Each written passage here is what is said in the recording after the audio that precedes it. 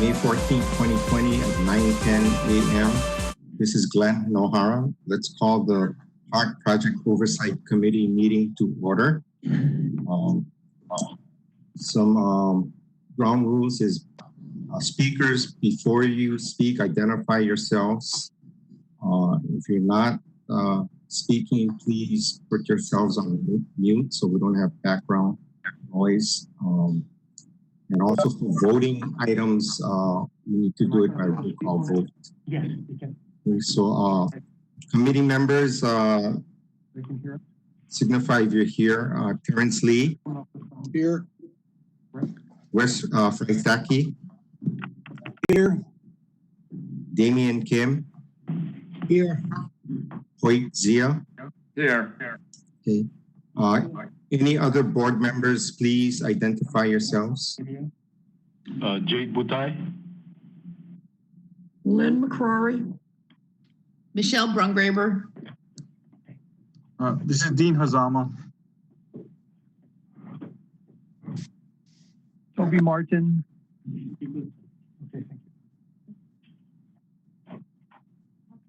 Okay, Kathy, are you on?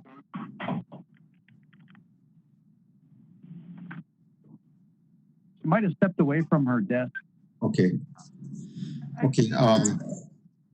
Item 2 is public testimony on any of the agenda items. Hi, Kathy. Sorry, I cannot find the mute button. So, Okay. but I'm here. All right. Are there any public testifiers? We did receive written testimony from Nathaniel Kinney of the Hawaii Construction Alliance. Agenda item 5, the City Center Utilities Relocation, submitted comments. Also, Gino Sequena from the Hawaii Building and Construction Trades Council on the same item submitted written testimony and comments. Let's move on to agenda item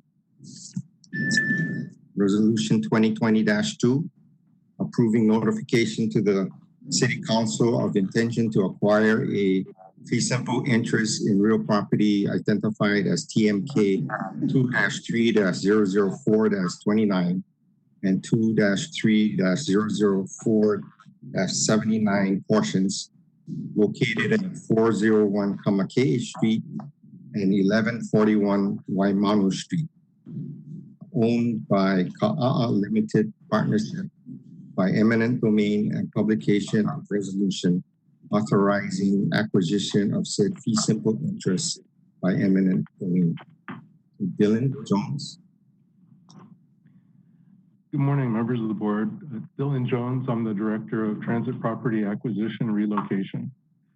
As Glenn was saying here, we're before the board to ask to move forward to get permission from the City Council for eminent domain on a property that's on the corner of Queen Street and Kamakei.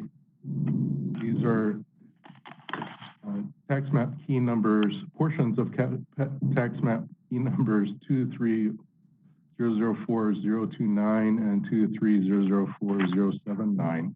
There's a small strip of land that we have been trying to obtain through negotiation, and the land is necessary for road widening. You can see on this picture, the rail is depicted in the light brown going through the middle of Queen Street. So the widening is necessary for construction more immediately because we are relocating some of the electrical for the traffic lights that are on that corner. The owner of the land is Ka'a Limited Partnership. The total fee take would be 394 square feet. The market value was appraised at $167,324. We originally sent the letter offer in December of 2019.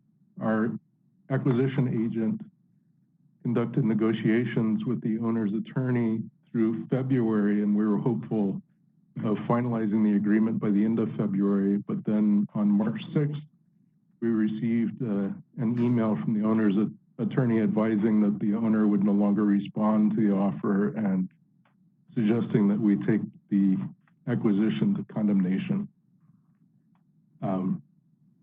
Therefore, we're before the board requesting that we move forward with that.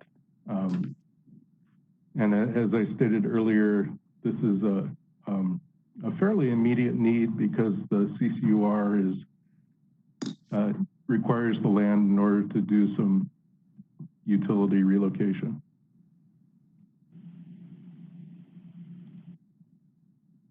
If you have any questions, I'm available. Members, any questions? None. This is Kathy. Is it actually have to do a condemnation where is there a possibility of negotiated easement? We're continuing to contact the attorney and negotiate. But as I said, his last email to us had suggested that the owner would no longer speak and that we should move forward with condemnation. Hey, Dylan, who was the attorney? Mark Murakami. Mark Bernstein? Murakami. Oh, Mark Murakami. Oh, okay. There's two Mark Murakamis. Do you know which one it is? This is the one Mark at Murakami Carl that Smith and one that is another for. yeah, this is the other one. This is the one that has been representing a number of the owners in condemnation actions with Hart. So do you think This is so. Is there a reason why it seems like a fairly small amount of take? What does it do in terms of property value, the property rights? Does it make it now a non-conforming lot? Does it preclude significant amount of property right development rights? I mean, it seems interesting that can you give a reason why they do not want to negotiate or why it easement not be something they would look at? No, there was no explanation why the owner cut off the negotiations. At the time, until we got the email in the beginning of March, it was looking positive that we would have a deal. So Was an easement offered to them? Pardon me? Was an easement option offered to them? This is necessary for road Other widening. options on their own. Yeah. So I think we really need to take it in fee. I'm sorry. So They we're taking it in fee, Dylan, not an easement. Yes, we're taking fee. And an easement won't do. Right. And why is that? Yes, because this is for roadway widening. Ah, gotcha. Okay. And the owner had never expressed any concerns about entitlements. This is Michelle Brungraber. So when I read through the staff package, it sounded like we gave them an offer of $288 in 2018. That was what the agreement was, and now we're going to only offer like, I don't know, whatever it is, 167. Is Right, that so correct? The original offer was for a larger take. Okay. What happened is that the larger take, it turned out that a portion of that take was actually owned by HCDA due to an earlier condemnation in 2007. Oh yeah, okay, I see that. Yeah, I see that paragraph now. I didn't understand what that was saying. So we were able to ask for a smaller piece because HCDA owned the other portion of it. Yes. Okay, thank you. This is Lynn McCrory. Do you have to do anything further with HCDA also? I'm sorry, I couldn't hear that. Do you have to do anything further with HCDA for that land that they own? Yes, we currently have a right of entry to do our road work in there, but eventually we will need some type of easement rights from HCDA. Okay. So Dylan, this Mark Murakami is the guy at Damon Key. Yes. See, it seems kind of silly for him to tell us, go pursue the litigation, eminent domain route when, there's not that much money involved. And does the cost of the eminent domain proceedings come out of the proceeds they get? Well, we cannot pay for their costs, right?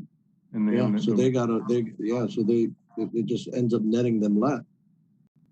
Right. It was a very curious response. Do we have counsel on this yet, or has it just been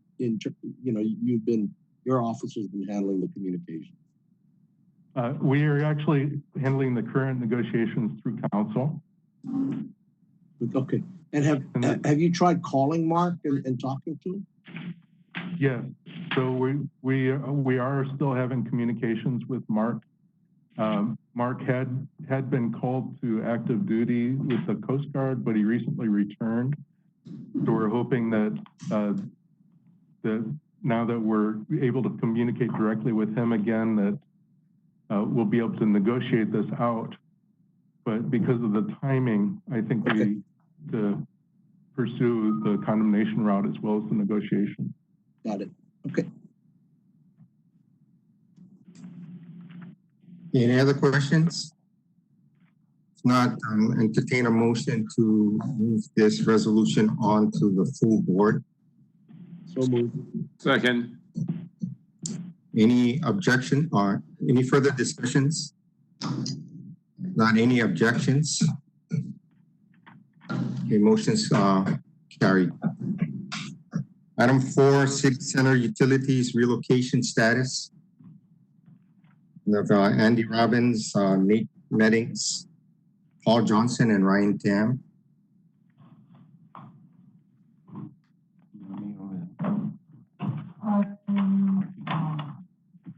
Okay.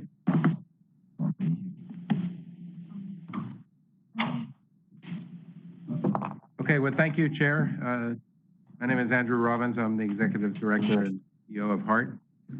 And the agenda item is to discuss with the Project Oversight Committee the status of the CCUR, the City Center Utilities Relocation, and specifically a independent cost estimate that we recently completed. We will discuss that in some detail today. But I thought in order to start this discussion, it would be beneficial to the board and to the public to show a very short video, 3-minute video that we created that demonstrates the work to be accomplished along Dillingham Boulevard in what we are now calling areas 1A, 1B, and 1C. The CCUR is for the entire city center portion from Middle Street to Ala Moana Center. But this video currently focuses on the Dillingham corridor, and we intend to create another video in the future for the remaining part of the corridor. And we use this video, we've already started using the video as we go out into the community and we do our public outreach to explain to businesses and residences, primarily those that are affected by this construction activity, as to what the work entails and what to expect over the coming months as we progress this work. And I think the video serves to also show the complexity of the work,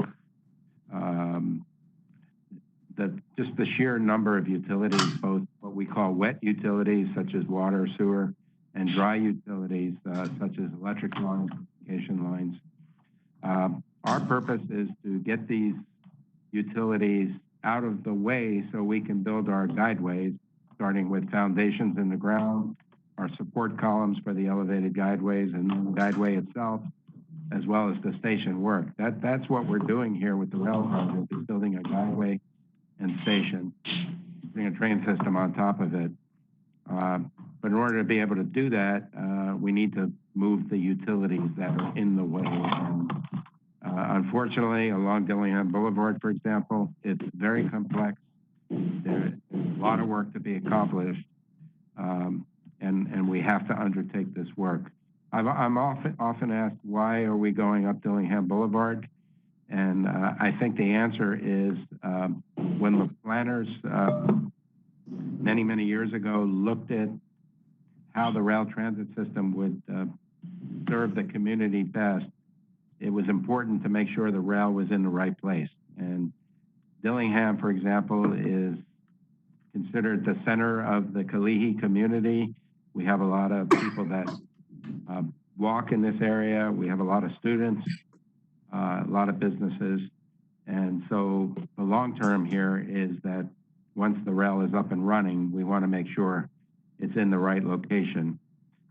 It might have been easier from a construction perspective to build it somewhere else, but then for the next 50 to 100 years, it might be in the wrong place. And there's a lot of examples of that around the world. And I think the planners wanted to make sure that now for many years to come was in the location that would best serve the community. So with that, let me show the video and we'll move on after that. Thank you. Dillingham Boulevard. Our contractors are currently moving utilities and making space for the elevated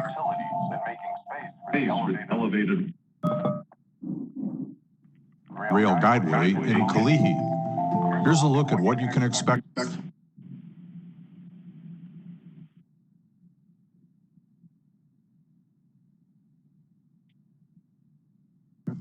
Dillingham Boulevard. Our contractors are currently moving utilities and making space for the elevated rail guideway in Kalihi.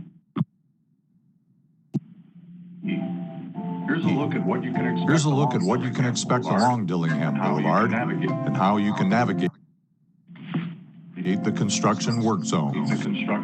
This is the view looking east down Dillingham Boulevard from Mokoea Street. This first view is Dillingham today. Some trees on the Mackay side will be removed. On the Mauka side of Dillingham, traffic will be reduced to one lane in each direction, and both those lanes will be shifted to the Mackay side of the street. In the new, larger workspace, crews will first dig trenches, then they'll install new utilities, and finally, they'll restore the surface of the street with a temporary pavement.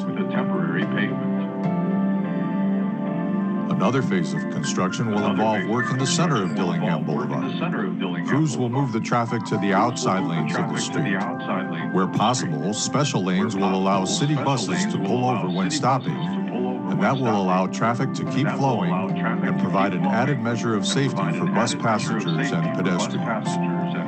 In addition to the work on the street, some buildings will need to be refaced in order to make room for what will be in the future a widened Dillingham Boulevard. Another phase of the utility relocation involves work on the Mackay side of Dillingham. During this operation, lanes of traffic will be shifted over to the Mauka side of the street. And just as before, crews will dig trenches. Again, they will install new utilities and restore the street surface with a temporary pavement. HART and its crews will work with residents and businesses to make sure that access to homes and stores will be maintained during the construction along Dillingham Boulevard. When all the new underground utility relocation work is completed, crews will install new street lights and begin removing old utility poles and overhead power lines on both the Mauka and Mackay sides of Dillingham Boulevard. At this point, as previously mentioned, construction crews will widen Dillingham by about 10 feet on the Mackay side of the street. New traffic signals will be installed, and then the contractor who will build the elevated guideway will be ready for its work. First, crews will drill and pour the foundations. Then they'll work to construct the guideway support columns in the middle of the road. Finally, they'll build the elevated rail guideway superstructure. When all the overhead rail work is completed, crews will install a new center median on Dillingham, and once again, motorists will be able to make left turns from designated left turn lanes at intersections. Rail will provide clean, fast, and reliable public transportation to members of the Kalihi community.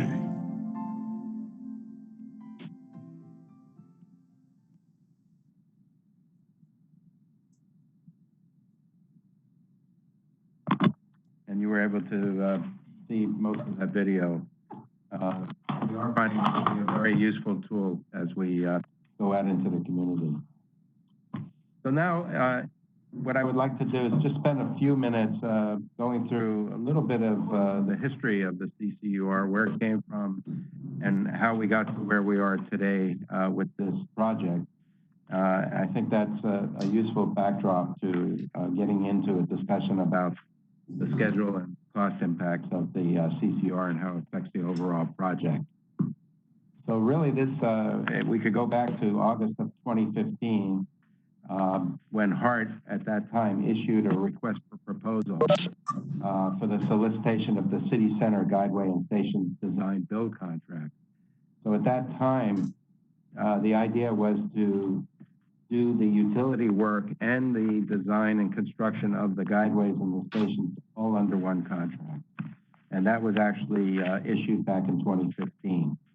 And during that time, there was other work going on, of course, in terms of initiating the work on stations, as well as the airport contract that is progressing quite rapidly today through the airport area. The other work that was going on at the same time is what we call cost to cure work, which you can think of as preparatory work along the city center alignment in terms of preparing the right-of-way for construction. There was testing, exploratory work to check the underground conditions, understand where the utilities were located. And then there was right-of-way acquisitions and in some cases refacing of buildings to set them back so that we would have the right-of-way that we would need to proceed with both the utility relocation and the eventual guideway construction.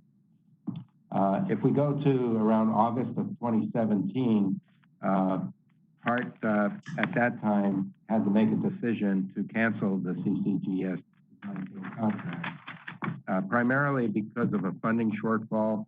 You will recall that the legislature had been deliberating that year to identify the gap funding that the project needed, and went into a special session that summer when it was finally organized and the bill was passed to provide funding for the shortfall that the project had incurred. And also at that time, by that time, the three contractor teams that had been pursuing the CCGS design build contract had dropped out. So for those reasons, HART made a decision to cancel the procurement.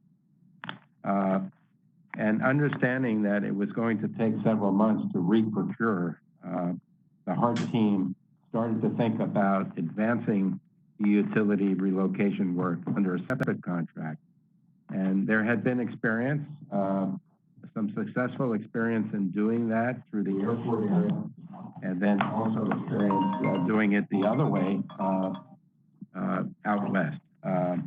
So HART staff started to look into the notion of creating a advanced utility contract. And in September of 2017, we sent the on-call contractor out to Dillingham Boulevard in Area 1A, especially to do some exploratory work and prove that that we could undertake such an advanced utility contract. Now, at that time, because we were going to go into design build, where typically designs are only at the 30% level, and the contractor would then advance the designs and then undertake the construction work. To do an advanced utility work, we would have to find a way to proceed without designs being complete and without having quantities completely identified, which would be important for conventional bidding. So understanding those conditions, the team developed this idea of using what's known as an IDIQ contract methodology, or indefinite delivery, indefinite quantity type contract approach, which would allow the work of utility relocation to proceed even without complete designs and without identification of exact quantities. So the IDIQ contract was organized in a series of what we call task orders, whereby HART issues task orders to the contractor, and the contractor then proceeds with work on those particular task orders. Another advantage of this approach is that if the contractor should come across an unknown condition, and when you're working underground, that is a risk, rather than just have the contractor stop and incur a delay with a task order IDIQ approach, we can shift the contractor to another task order whereby they only get paid for work that they actually accomplish and not for any type of delay. So for all of these reasons, it was decided to go forward with an advanced utility contract, which came to be known as CCUR. And that contract was put out to public procurement and awarded to NAN Inc. on May 25th, 2018. And at that time, the first set of task orders were issued to NAN. And then the work actually began to proceed around September of 2018. And at about the same time, HART also formed what we called at that time a Tiger team to continue to look at the work to be accomplished along City Center, and specifically to see if there was a way to avoid work scope, to eliminate work scope, and avoid having to relocate utilities. So we went through quite a bit of an effort with that approach through about February of 2019. And I can tell you my background in systems integration, it became very complex to look at this situation, because when you affect one area, it always affects another area. We had to do a lot of consultation with all the different utilities to make sure that there were no unintended consequences. So as a result, some of the ideas that came out of the Tiger team were either accepted or not accepted. As an example, one idea that we did not accept was shifting the guideway off of the middle of the street to the side of the street. It had certain advantages, but it had a fatal flaw, if you will, that it would require a post-record of decision process with the federal government that could take more than a year to accomplish. So those are the types of decision-making that we had to go through as we went through the Tiger team approach to see if we could reduce the overall scope of utility location. So by the February to May timeframe, HART management, myself, and working together, I had a lot of support from former executive director Murthy, looking at the progression of our CCUR contract. And as I explained, under the task order approach, without complete designs, and only with permits that essentially allowed us to work at night and with minimal lane closures, you know, we determined that this piecemeal approach really was not going to get us the results that we needed in terms of our overall schedule, budget objectives, and that we had to find a way to accelerate the work. So we went through quite a bit of engineering analysis between the February and May timeframe. We did trade-off analysis. We looked at different technologies, which in my view is a very important undertaking in terms of engineering and construction, to go through analysis and trade-offs. And out of that work, we determined some very important criteria that we had to develop a solution around. And this included the overall pace of construction we would need to meet our schedule needs, and that 60 feet per day of finishing is what we determined out of that process. We also realized that we needed to work essentially around the clock. We're scheduling 20 hours a day in 2 shifts, 6 days a week, but also need the ability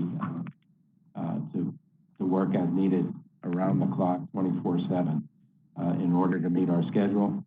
And this in itself required amendments to our traffic management plans and traffic control plans and associated city permits to be able to work around the clock in that fashion with further lane closures. And the lane closures were important because we needed to have more of the road space available to the contractor to meet the 60 feet per day pace. Of course, we realized and understood that there were businesses and residences along the corridor, some of them that have no other access other than off of Dillingham Boulevard. And therefore, we had to have enough road space for our work, but also to be able to keep one lane in each direction on Dillingham Boulevard open at all times. So these are some of the criteria that came out of our analysis that we are now in the process of implementing.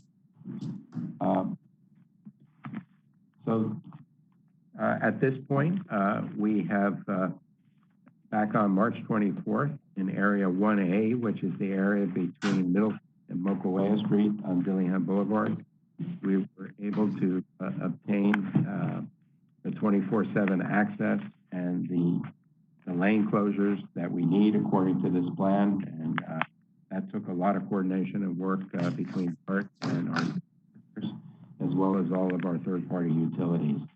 So we were able to get that special access in place. And I should also mention HPD was also very helpful in getting the special duty officers out on Dillingham Boulevard around the clock because as the city pointed out, and of course we concur, safety is always the #1 priority. And as I mentioned, there's a lot of activity in this area. This is the heart of our community. And it was important to always make sure that we have safety in the forefront. So we thank HPD for their dedication to staffing our needs in this situation. And we're now at the process where we need to roll out the controlled access, the controlled lanes throughout the Dillingham corridor as well. So as we completed our work plan, our accelerated work plan, I asked our project controls team here at HART at the end, towards the end of last year, to take a comprehensive look at our schedule and to see how this work plan for city center utilities in the overall schedule for the rail program. And so they accomplished that, developed the overall schedule. This was also a really important task to be able to inform our procurement for the city center guideway and stations, the P3, in terms of the access that we could offer to the city center contractors once the procurement is finished and we award a contract. They need to know when they can have access to the road and begin their construction of the guideway and stations. So that was a very important activity that was accomplished by our project controls team. It took many weeks of consultation with many parties, and they accomplished that. So then earlier this year, I then asked our project controls team to develop an overall cost estimate to understand where we were going with the costs, what investment we needed to be able to accomplish our goals in terms of moving these utilities out of the way to have an optimized progression into the city center guideway and stations contract. So that led to the completion of an independent cost estimate, and that's what we'd like to now discuss with you. And therefore, I'd like to turn it over to our director, project controls, Nate Meddings, to walk you through the presentation. All right. Thank you, Andy. Good morning, everyone. My name is Nate Meddings. I'm the director of the Project Controls Group here at HART. As Andy stated, the CCR project's in a different phase right now. Finally have near complete designs. Our designs are at 95 to 100%, which allows us the ability to do a planned takeoff to establish a baseline set of quantities. And we have confidence that these quantities from here on out aren't going to vary significantly. So what is the purpose of this CCR independent cost estimate that we are calling the estimate at complete? So the purpose is to establish a measuring stick to manage the CCUR project. Completing this quantity-based estimate allows us to establish and track and project performance metrics along the project. It provides us cost mitigation vision and negotiation strategies for our current and future projects. I'll get into a little bit more of those bullets here on this next slide, but what was our approach in determining this estimate? So as we stated, back in 2018, CCUR project was at a schematic design level. Now in 2020, we're reaching the point where design is nearing completion. That allows us the ability to do a full page turn on the complete plan set for CCUR. So our approach to this estimate is we did a full quantity takeoff on the plan set on the latest design version. And that allows us to establish a baseline set of quantities. This baseline set of quantities is really the key to establishing a projected cost to complete and allowing us the ability to finish this project. So we took that established set of baseline quantities and projected it based off two approaches. We did the current snapshot approach and then what we're calling the alternate delivery approach. The current snapshot approach is basically taking that established baseline set of quantities and applying our old assumptions or the as-build contract from 2018. So essentially, that's saying, hey, if we continue to steer this ship back based on the information we knew in 2018, where would we end up? So that is the current snapshot, we're calling it, of the $640 million total that you see here. So once again, that took the established baseline quantities times the 2018 contract and contractual rate. And so this is giving us a higher end if we continue to drive down the same road of the assumptions we knew back in 2018. I think from a project management perspective, the majority agrees that's probably not the best approach moving forward. Simply because designs progress. We're no longer doing the piecemeal approach that Andy's mentioned so many times. We have a holistic view of the entire project now with design nearing completion. So this will be the last time you hear me talk about the old approach or the current snapshot approach. The next one is the one management and this program is really focusing on, and that's, we've labeled it the alternate delivery approach. But essentially what it is, it's the same established baseline quantities from that plan set. But then we take into account 2020 data, meaning our estimating team went through and derived a probable cost of unit pricing compared to today's economic environment and the construction industry in this demographic. So putting that together, which is basically this new design that we have progressed almost to 100%, and today's economic dollars gives us this estimate at complete projection of $540 million.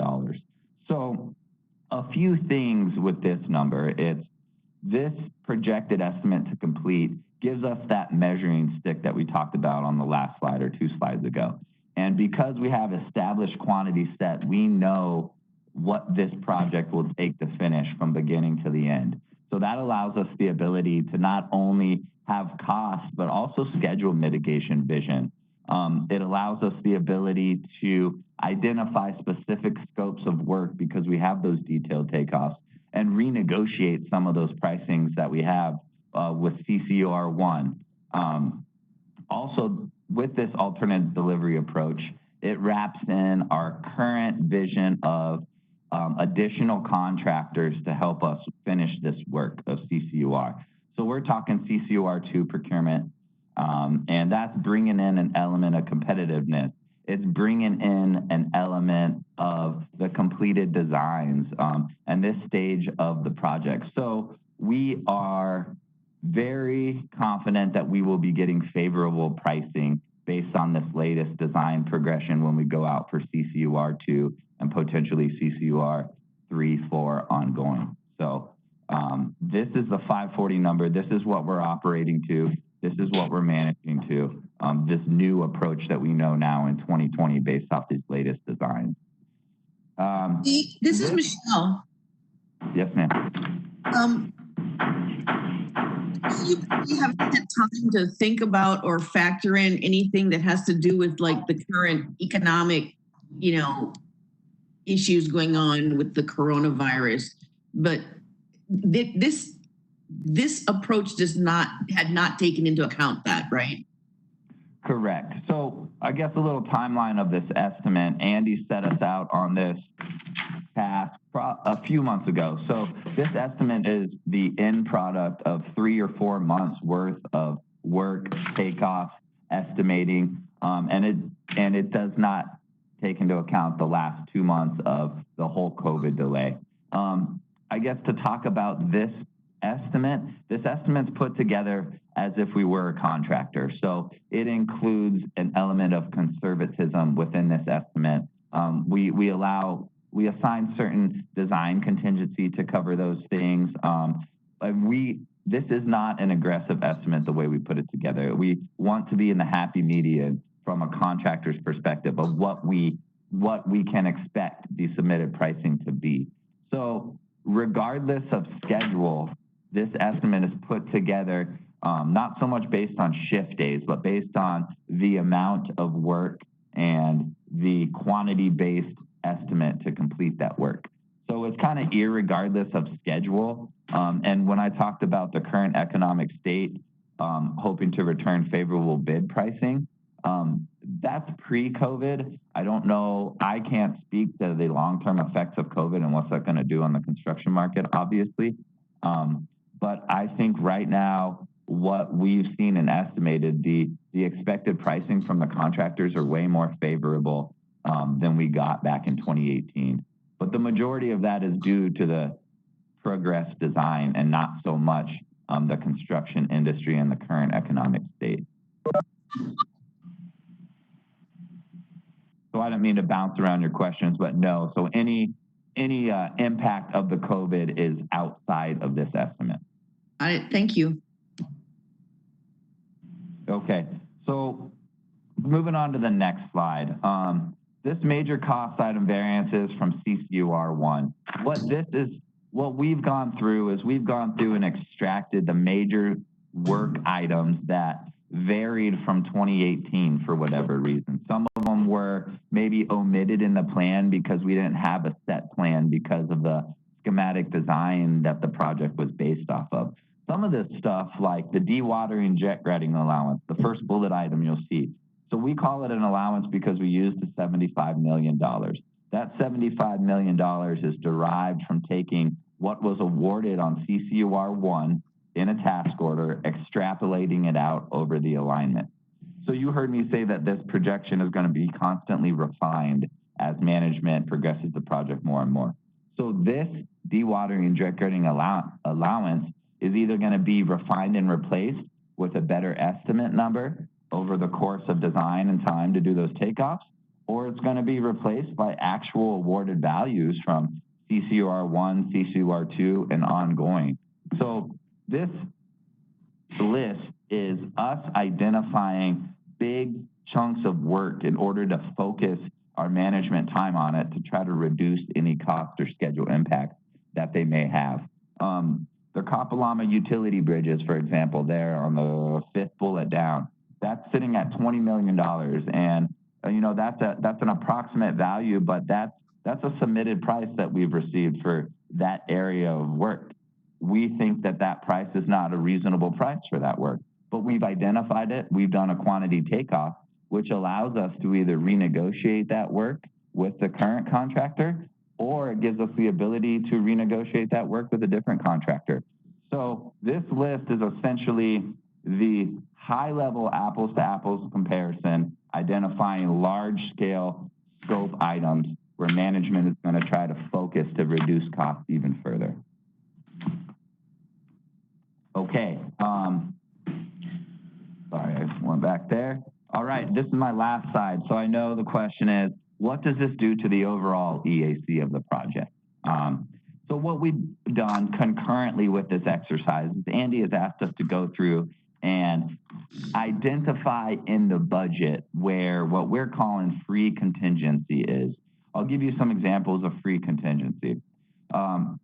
you guys hear me all the time talk about our conservative approach to cost projecting and contingency management. With that conservative approach, it is detailed level data from the field team that gets submitted and aggregated up to the project level and then gets forecasted and projected out to management. And that's what makes up our whole project estimate at completion.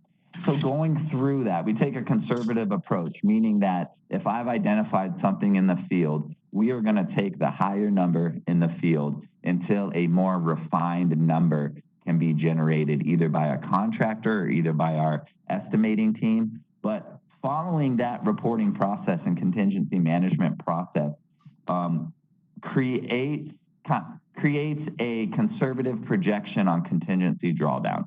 So what I'm trying to say is settling a lot of change orders and going through some of these major project issues to get resolution is freeing up contingencies. So we're using the term free contingency, and that's areas where we've gone through and identified that this contingency is most likely going to be retired because of other project strategies, or it's in excess due to our conservative reporting, or it's going to be freed up with the closing out of a contract or a stage of the project. So with that free contingency, we also have to look at where is it at compared to the FTA recommended levels of contingency.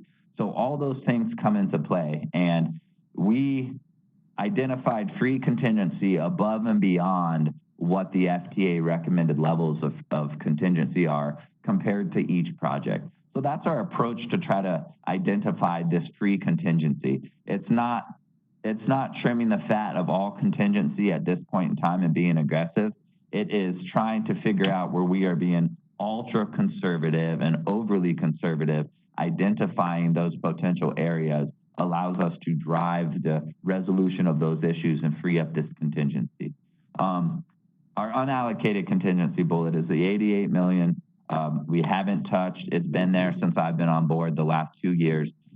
We just identified that it's there. There's some other allocated contingency opportunities that really comes down to executive management strategies when dealing with third party and stakeholders and things like HECO. So there's some very, very innovative high level strategies that our management and those third-party utility managers especially are working through that's going to end up saving this project and the state a lot of money.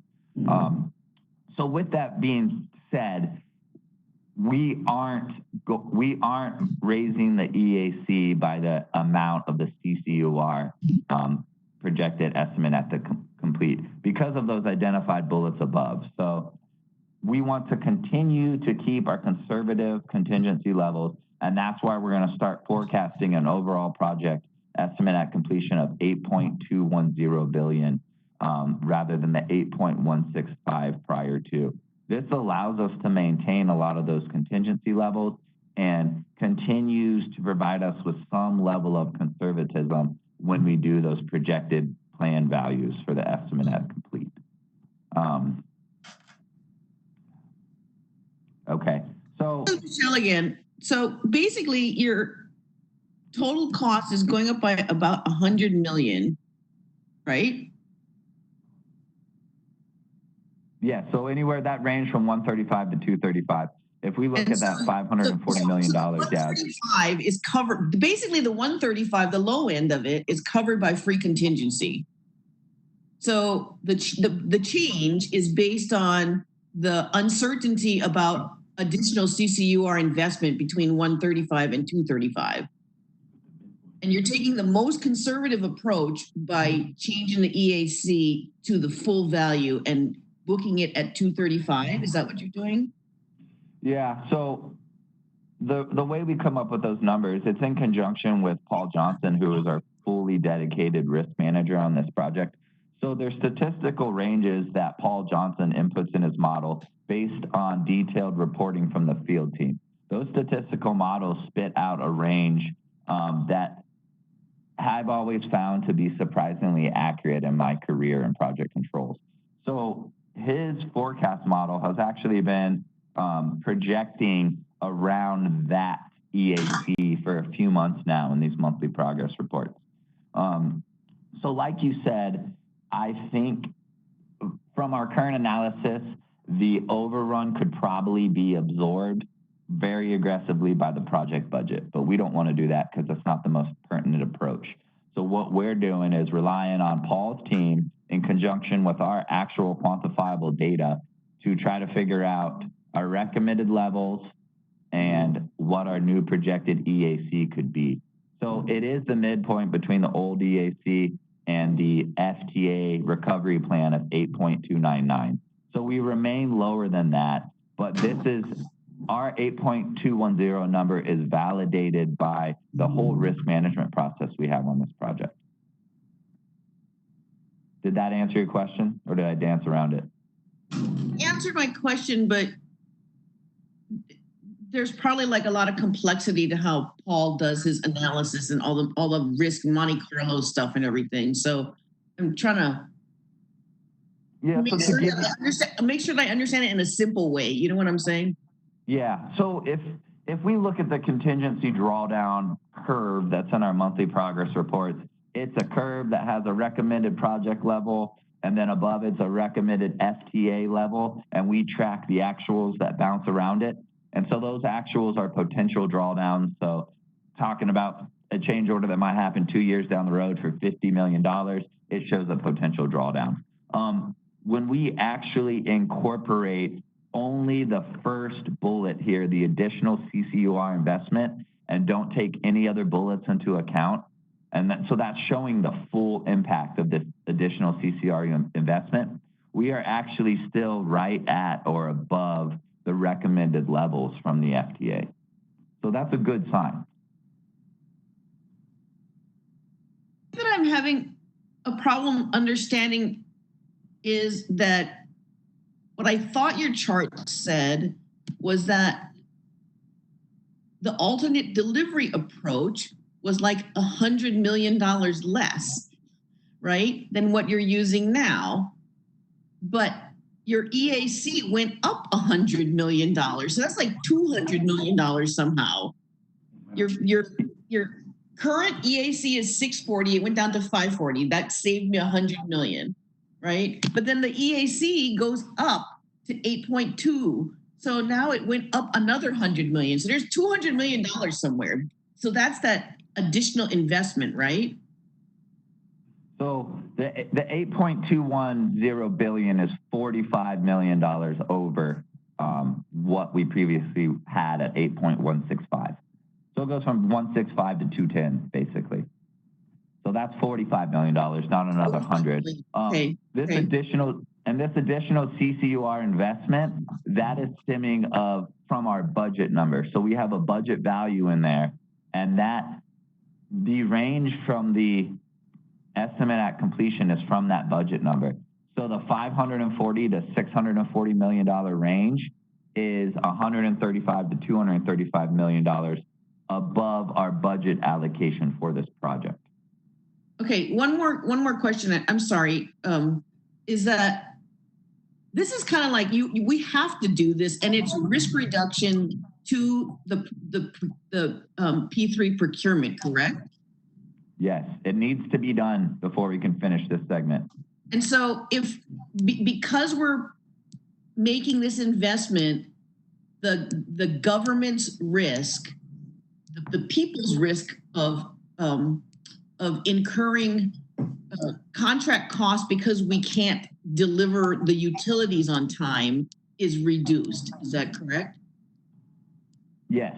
Yes. So the risk constantly gets reduced the more refined plan that we have to finish this project. So even with bringing on another contractor on board, that greatly reduces our projected schedule time. That reduces that associated risk with that schedule delay. So and that's kind of identified here on this next step. I wanted to give everyone a chance to talk about this to make sure that's clear. We are still working through the exact impacts and to identify all those areas where we want to drive resolution and close out and realize that free contingency. And we are working with the FTA to re-baseline that curve and to incorporate these new projections. So when we get the FTA concurrence on that, we'll establish and put those in the progress reports as well.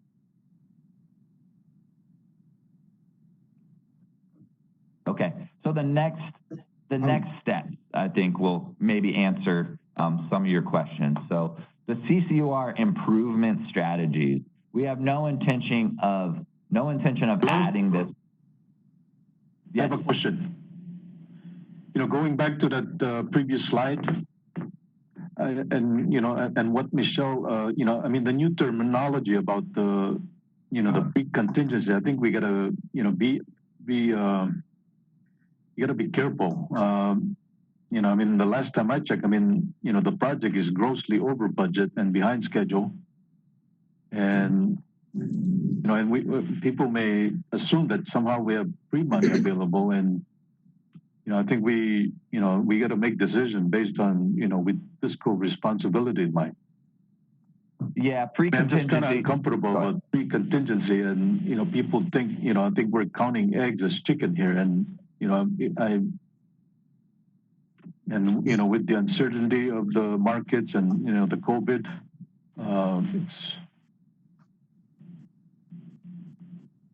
I would kind of be careful about reporting this as opportunities as real. Well, I think, Director, this is Andy. This is a term that I'm familiar with from industry, and it really means freed up contingency. So as Nate explained, as we close out contracts, and we manage something like 100 plus contracts. So as we close contracts, as we come to these consolidated settlements with our contractors, we can free up contingency that was pegged to that particular project. And that's the way we're managing the project, and that's what our risk management program essentially is doing, is analyzing all of these individual projects. Some are up, some are down. We run through simulations, Monte Carlo, to figure out all the different probabilities and how they all add up to a total. So that's what we mean by the term. It's really a freed up contingency as we close or settle contracts. I mean, it seems like, there's other things may not go as planned given the history of the project. I mean, do you think you would want to hold on to the contingency? And yes, of course, and that's what we are doing, in that this freed up contingency does not touch the other allocated contingencies that are pegged to all of the other projects. So, for example, our AGS contract through the airport has a contingency pegged to it. We have not touched that. We will not touch that. That's pegged for that contract. And it's the same for all the other ones as well. It's just when we close out contracts or we come to these settlements and we understand that we no longer need the full amount of contingency because we've come to a settlement or we've come to a closeout, that's when we can return money back into the budget, so to speak. Okay, thank you. Hey, Nate, do you know if Paul has run his risk program factoring in COVID? I mean, is it possible to do that? So we're working with Paul to incorporate specifically related to CCUR estimate at complete. Working with him right now to establish those base dollars for him to run his model. I think there's absolutely an element of COVID that needs to be included in the risk modeling. I won't speak to any details of it. Maybe he can give an update on the next PMOC meeting, how he's going to deal with that, because that's across the board. It's not just the CCUR project, but I think there's absolutely going to be an element that he includes in there for that. Okay. So, Yeah, Director, this is Andy. Just to explain that a little bit further, COVID is in the category that we call an enterprise risk, sort of like a hurricane, tsunami, the ones that are hard to predict and hard to forecast for. But now that it's with us, as the risks materialize, Paul will start to take those into account. So he's having another workshop coming up very quickly, and we will factor in what we hear from the program managers on specific issues and delays. For example, Hitachi, for example, is incurring some delay in getting their expertise on island. We can now start to actually factor that into the risk management. Because in most of the contracts, when there's this type of force majeure event, it probably entitles the contractor to submit a delay claim, right? Whether it's scheduling or cost. Typically, force majeure involves granting of time, but not money. Okay. And the contractor has to, of course, demonstrate that they have actually incurred delay and that they have taken all mitigation steps. They have that responsibility as well. Okay. And in fact, even though we're not at the point of declaring any or agreeing to any force majeure from a contractual standpoint, we are working closely together with our contractors, such as Hitachi, finding workarounds, working from home, working remotely. They've been very cooperative in terms of finding those mitigating steps. That's one example. Okay, thank you. Andy, this is Dean. Sorry, go ahead. Yes, Dean, hi. Yeah, so just to confirm with you, the free contingency amount that you're listing on the chart are amounts against contracts or projects that are nearing completion or that are about to close. Is that correct? Yes, or else it's projects that are well above and beyond the FTA recommended level for the status of that project. So as the project progresses, the FTA requires a inverse level of contingency to be allocated to that project.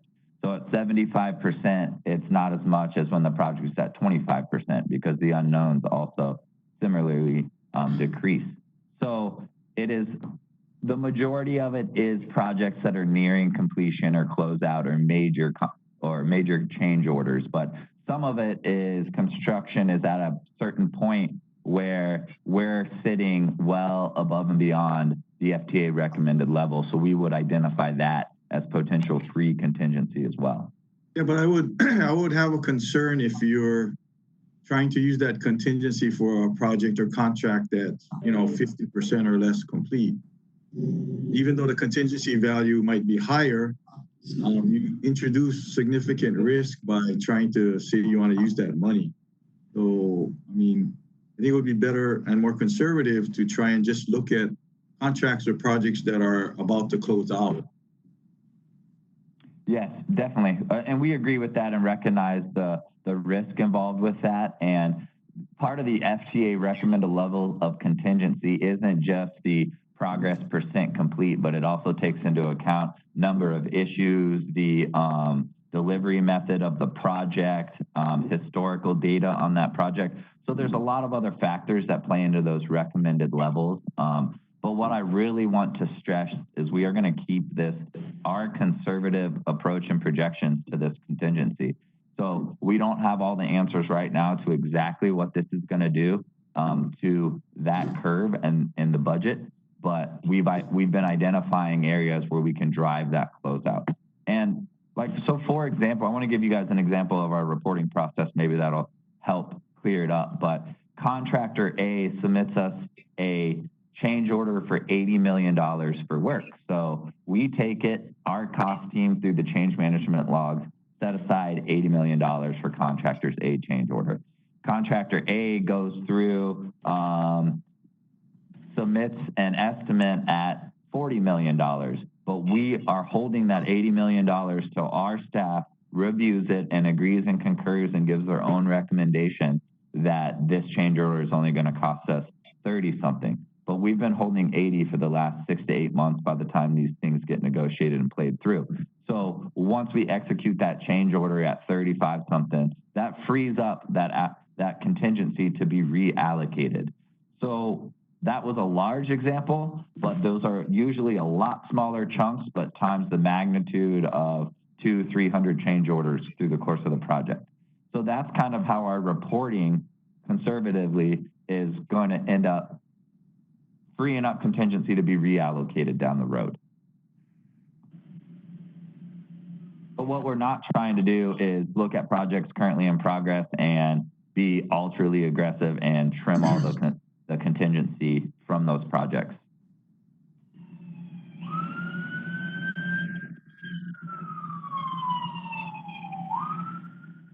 Okay, so jump into the next slide if that's okay. If not, just jump into questions. CCR Mr. Chairman, this is Paul Johnson. May I add something, please? Thank you. I was asked to be on the panel and offer or answer questions, but I think this is relevant to bring up at this point. Nate and Andy have said that risk management takes an independent view and projects what the project cost would be at a P65 level. I just wanted to let you know that within CCUR itself, we have the base cost of 400 million, and we're looking at how much will it cost to add CCUR2. The risk model has held, I don't want to disclose specific values, but at least the minimum value on the range of what Nate is talking about, and actually more than that, because the Monte Carlo analysis takes the 21 risks that we have within the CCUR utilities project and escalates those based on the Monte Carlo simulation. So just looking at the contingency that the risk model has held for CCUR is almost enough to get where we need to be with CCUR2. So it's not as though we are trimming other contingencies from other projects to make this possible. I think that it's possible within what we've budgeted in the risk model within CCUR itself. So I just wanted to jump in and make that point. Thank you, Paul. Paul, this is Glenn Muhar. Just to confirm, your latest risk projection, page 106 of our March report, shows a P65 at 8.246 billion. And that includes the risk you just talked about. In the interest of full disclosure, the April update shows 8.293. So it's, yeah, it went up from the previous month of 8.246, primarily because of the COVID issue. And that was another comment I wanted to make. We did add the risk for the 3-month extension for CCGS, which essentially escalated the project costs. So we are still just under the 8.299 FTA requirement, but there is going to be some variance between the project controls view and the risk view, but the latest risk view is 8.293 billion, and it does include the contingencies that we talked about a moment ago within CCUR. And I agree with looking at other opportunities through the program where projects can be closed out and contingency can be turned back into the project to be used for issues such as CCUR. Okay, Nate and Paul, at the PMOC meeting the last 2 days, they indicated they wanted to sit in on meetings between Nate and Paul to reconcile our contingency drawdown curves with the risk model. So could we say in about a month we can have a revised contingency drawdown curve in our reports? So I think that's reasonable, Glenn. I will caveat that though, it might not be final draft until we have FTA PMOC concurrence on the rebaseline. That's the only caveat, but yeah, we should be able to get that done within a month. Okay, thank you. And by the way, Paul, when you say the P65, that's the 65% probability. Yes, sir. And historically, that's kind of been borne out as being an accurate measure. That's the FTA benchmark for transit projects that they recommend. But I've read, some critics saying that, 65% probability is not that high. And so, if the FTA says that's the standard, then there must be some empirical support for that being an accurate probability to use. They recommended in their literature on how to set up a risk management system for a transit program. So, you know, it's based on good science, but obviously the science in Hawaii is somewhat different. We're trying to take a look at that and factor in risks that deal with things like, you know, labor and material costs and the difficult underground conditions and utility interferences that we have. So all of those things go in to the model to then forecast a P65. It's not as if we're taking the most optimistic projection and hoping that we land at a P65. We're already building in a lot of, you know, pessimism within each project in order to budget the right kind of contingency and manage the risks that we'll encounter along the way, you know, knowing that we have a lot of difficult underground conditions from Dillingham all the way to Ala Moana. So we feel like the model itself has an appropriate number of risks, an appropriate percentage of probability of occurrence. And again, I'm just looking at the direct values for CCUR itself. I mean, we were essentially projecting that we would need either an extension to the base CCUR or a CCUR2 at some point. And the money's been in there all along because of the projection on the risk side and also what Project Controls has done in the forecast of their EAC. For non-public projects, like, you know, maybe a large sophisticated developer doing a mega project, you know, like the ones in Vegas or something, I assume they use this software as well. And what probability factors do they use for their planning? You know? I don't know offhand what they use. Okay. But if it's a transit project, they'll use the 65th percentile, correct, Paul? That's correct. Yeah. So that's the industry norm. Yes. Yeah. Okay. Thank you. And how Paul and my team complement each other is Paul utilizes information from the field management teams on a lot of risks that can't be quantified at this moment. And he puts that into his model that puts out the output, and that's the percentiles that you see for cost and schedule. And we, Project Controls, independently use change management logs and all data that the team can quantify in there. And that's how we do our projections. And we do them independent and then validate each other. So the base information's the same. And then we reach out to quantifiable issues, potential change orders out in the field. Paul works with the team to do risks identified, whether they're enterprise level, like Andy stated, or field project specific level risk. So that's how our groups validate each other's projections. So in the example of CCUR, Paul has risk information and data in his model that's projecting this estimate at complete well before Project Controls has the ability to analyze plans, establish quantities, and then quantify the projected cost to complete. So that's how risk management and Project Controls reporting works on a large program like this. Understood. Thank you. So that's my last slide, but feel free to jump in with questions. CCUR strategies moving forward. We have no intention of taking this estimate at complete and adding it to CCUR1. What we do have an intention of doing is bringing on another procurement called CCUR2 to really drive that alternate strategy that we're talking about. This establishes competitiveness. This gives us pricing options. This gives us a better schedule overall for the project, having multiple contractors doing this work. It allows us to compare unit prices for similar scope of work. And we are implementing what we're calling the war room, which is a strategy where we get all stakeholders in one room with a common goal to expedite the design change, the design decision, review, and comment response process.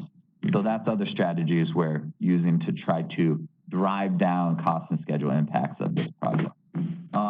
Previously, we talked about establishing performance metrics based off this estimate. What does that mean? So we are going to allocate these quantities across the project in the form of a schedule. And that's how we're going to be able to track percent complete, and not only track it, but manage it and project it. And that's key. So just like we're doing with this whole CCUR2 and actual CCUR1 procurement, is this allows us to manage a quantity-based plan moving forward. So that gives us that will allow us to establish a baseline for schedule and cost, maintain that schedule and cost baseline, and report against it. And my job is to report to management any variance from the baseline to the projection and allow them the data to make the decision. And that's really what this estimate will be used for. Last one is to monitor design progress, refine estimates. So that's talking about this estimate at completion. So as these 95% plans get to 100 and 100 get to the subsequent signed and sealed drawing, this projected estimate at complete will be refined. It allows us the ability to make these informed design decisions, whether it's in the war room or other design decisions. But we can identify cost and schedule impacts of any scope of work element in this CCUR segment now with this estimate. Okay, and that's everything I have for CCUR EAC. I'll open it up to questions now.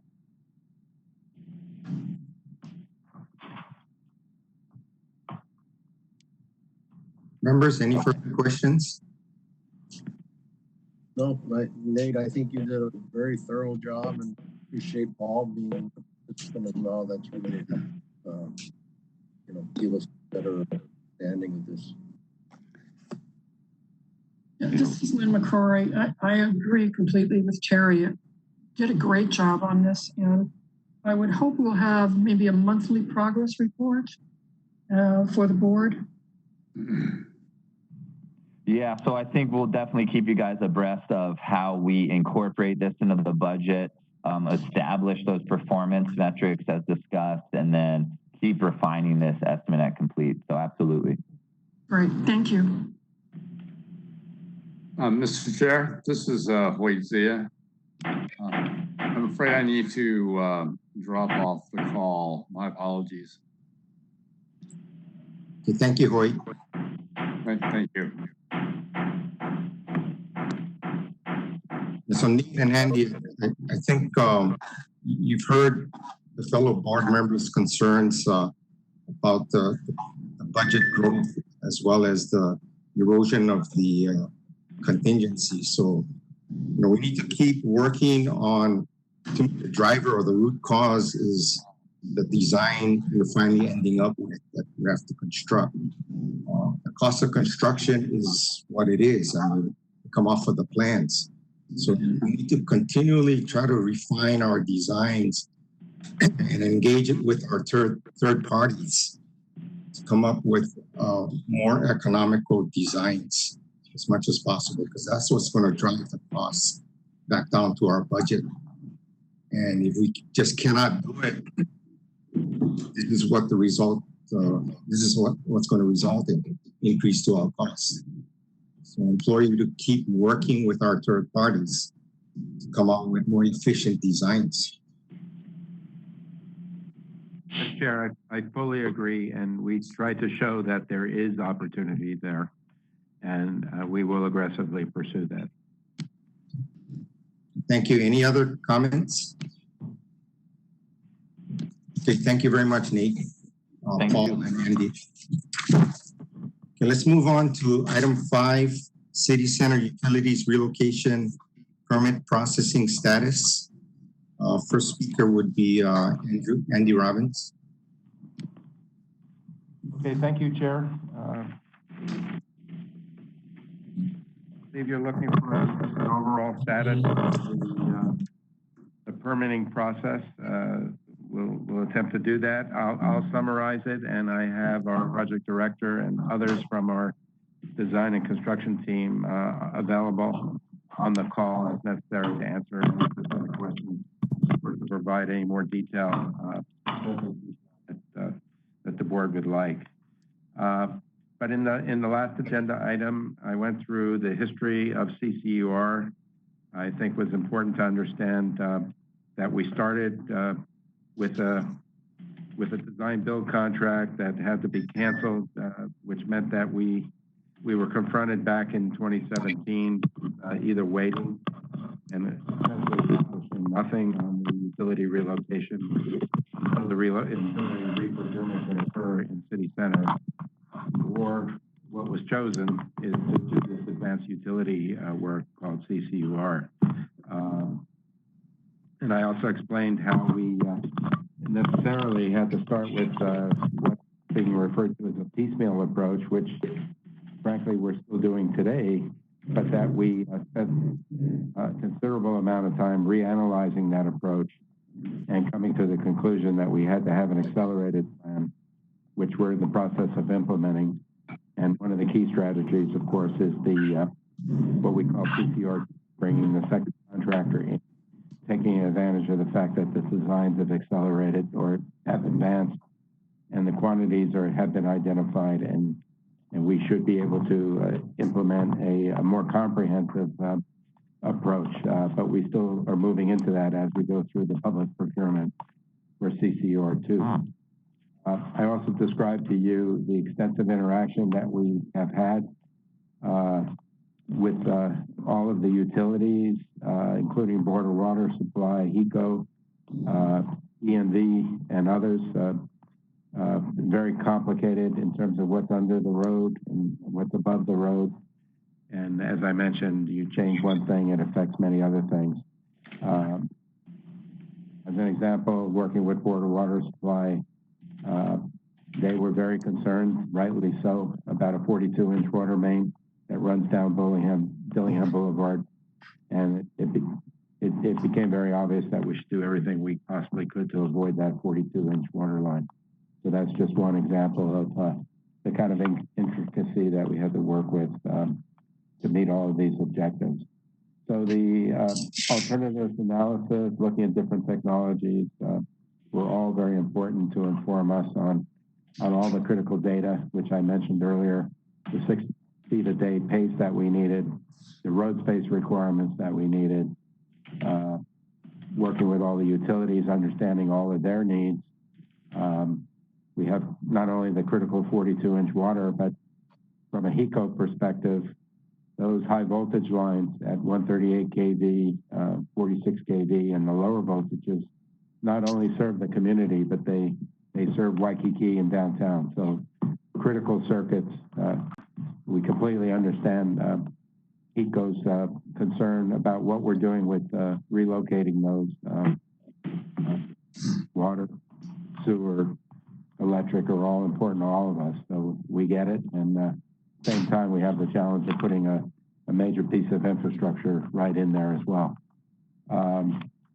And I also mentioned that we had to worry about the follow-on contract and make sure that was optimized. We couldn't just worry about CCUR. It's not a standalone project. In fact, we'd probably rather not relocate anything if we didn't have to, but it's necessary to build the guideway and the stations. So we had to pay attention to making sure that we weren't creating more cost down the road. So I'm sure you can gather how important it is. And most recently, a new federal requirement came about in terms of what's needed to cross the Kapalama Stream based on some issues that came up on the mainland.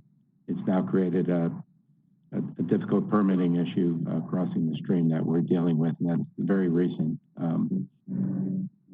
We're at the point now where the designs are progressing. We have many designs that are in excess of 90%. We have several that are actually at what we call IFC, which is issued for construction at 100%. And we do need the permits to move forward. As I mentioned earlier, we work very closely with the city, and I think folks bent over backwards to issue the trenching permits and the road usage permits to get 1A up and running. was done at the end of March, and we thank all of our partners for that. But we do need the permits for 1B and 1C going further on Dillingham. That's on the critical path of the project, and that's why we're so focused on it. But we know that various city departments have raised a lot of concerns. Most recently, I believe it was last Friday, or last Thursday, we had a meeting where there were some differing opinions, different views of how we were going to proceed. But you know, I think everybody listened to each other. Certainly from our perspective, we understand that there are considerations that the various city departments have. And it's not just about building this and squeezing in a guideway, but worrying about, of course, safety and quality, which cannot be compromised, but also worrying about the fact that these utilities, once we relocate them, will be in service for many years, perhaps even 50 years or more. And there has to be the ability to maintain them as necessary, deal with things like water breaks or whatever may come up in the future. So we do get it. We do understand that there are concerns that have to be taken into account. And I think we came out of our meetings last week and into meetings this week understanding that there was a common path forward that we had to achieve, progress the designs 100% as possible so that we can move forward. And Nate, in the previous presentation, mentioned that we want to move into this war room concept. In fact, we have had a war room concept for some time. We literally had a room set up here at the Hart headquarters with all the drawings and maps on the wall where we would meet on a regular basis. COVID-19 sort of took away the opportunity to meet a lot face-to-face, but we've all learned how to work remotely now, and the war room concept is still valid. I know the mayor, Mayor Caldwell, emphasized that we should reinvigorate the war room and make it really work, make it really operational, get everybody bought into it, and jointly work together so that we can proceed with this work expeditiously as possible. So just yesterday, I sent a letter to the managing director, which I copied to all board members, picking up on the mayor's point that we should reinvigorate the war room. And so Frank Kosick on our staff, being a former military colonel, reacted to the word war room, and he was very gracious in developing an operational plan, an agenda, and a pace of how that war room could operate most effectively. So we have proposed that to the city, and I know that they have already embraced that concept, embraced the mayor's concept of reinvigorating the war room, and we look forward to all their feedback so that we can come to a common agreement on making that war room concept work as optimally as possible. We can all get together, even if it's online, and achieve these permits, achieve all the requirements for the permits, and then proceed getting the work in the ground, which is important to the project and important to the local economy, because the construction industry, of course, is one of the major sectors that is continuing to operate. So it behooves us all to get to the point where we can get all the conditions met so that we can put as much work into the ground as quickly as possible.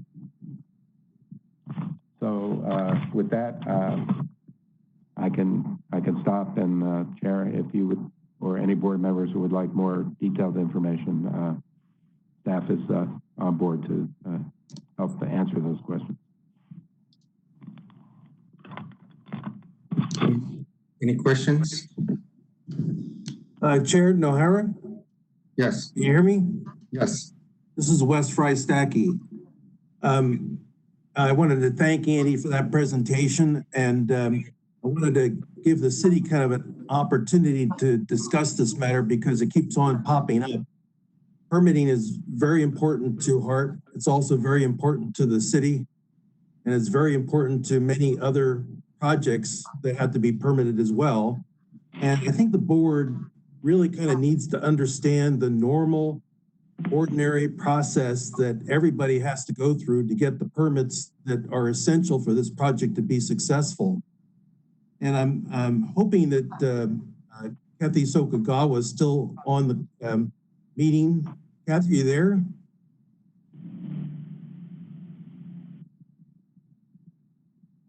Maybe not.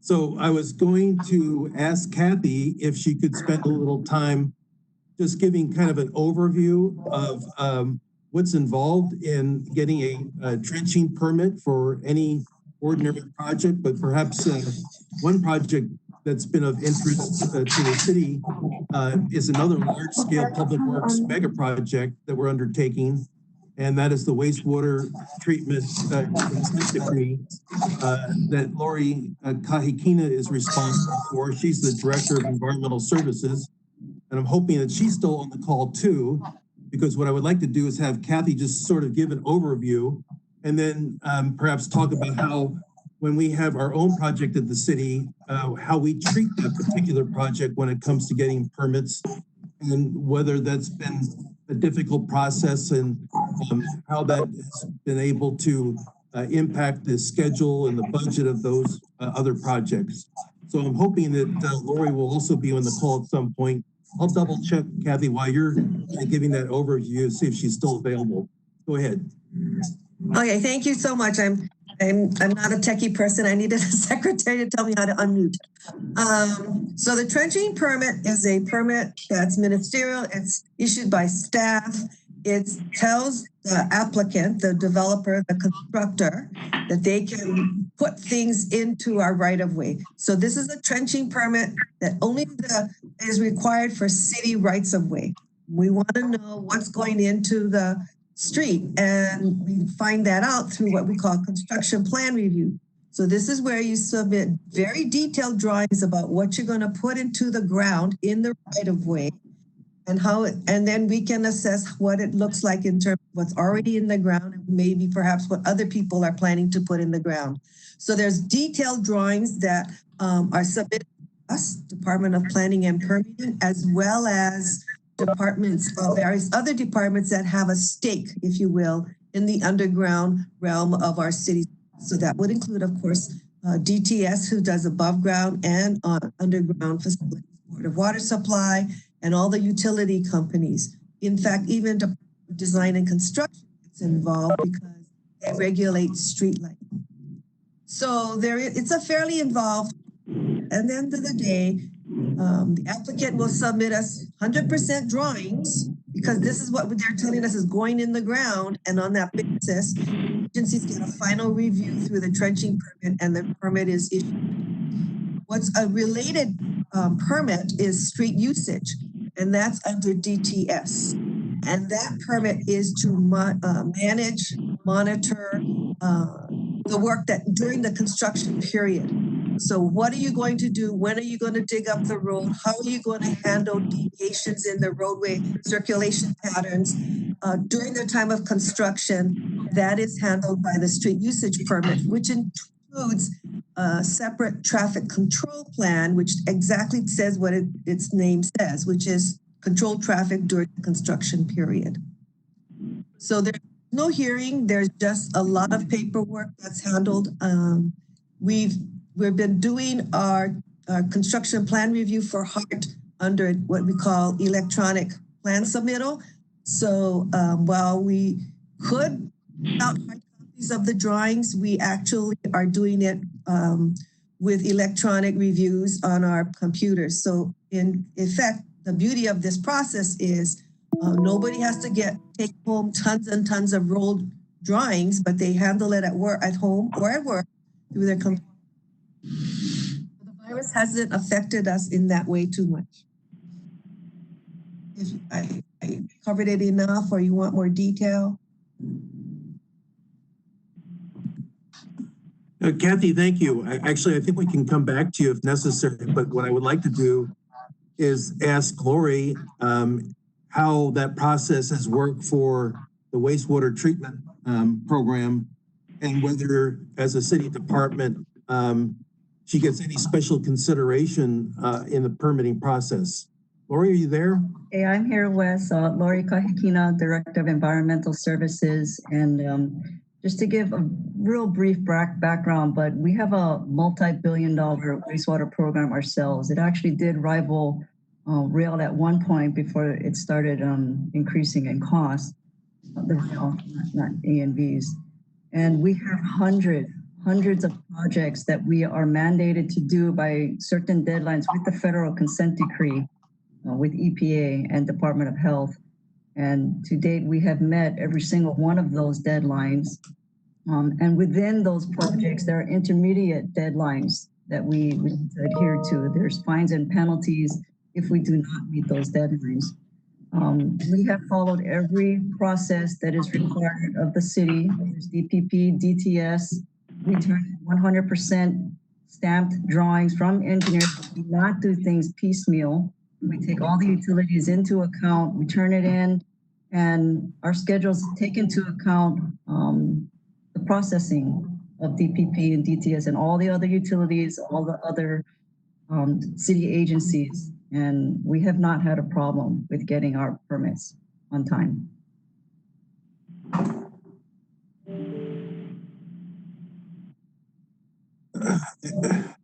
Okay, I can never tell. So I think I'm on. Can you hear me? Yes. Okay, good. Thank you, Lori. And have you had to ask for street usage permits too? Oh, yes. Yes, all of our utilities are underground, being sewers, right? So we have to encounter many different utilities. So whether it's street usage or trenching permits, we do have to get them from you folks. And so have you experienced any unreasonable delays or any delays at all in those trenching permit applications or street usage permit applications? None. None? So, Tai Fukumitsu, are you on the call by any chance?